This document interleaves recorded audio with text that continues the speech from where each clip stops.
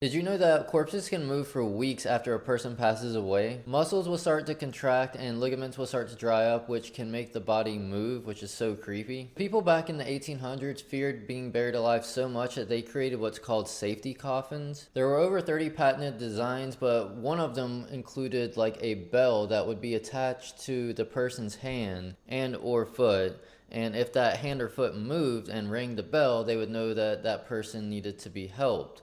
But that also had a flawed design because of what we just talked about in number one. And there were some cases of people being buried alive, like Alice Blunden. If you want me to go into that story, it's pretty crazy, and we could do that in another video. The creepy thing is there's also a couple modern versions from like 2011 and 2014 that I can talk about in that video as well. But I will give you one real quick. There was a guy in India that they thought passed away from a motorcycle accident, so they put him in a morgue freezer for 7 hours, but then the body started moving and they figured out he was still alive. But unfortunately for him, he ended up passing away 5 days later from complications. And did you know that the scene in Poltergeist, the original one from 1982, the skeletons in this scene were actually real skeletons? Now apparently it was cheaper to use real skeletons than plastic, but that seems a little hard to believe. Sounds like someone just really wanted to use real ones. I've actually never seen the movie, but now I need to watch it. Have you?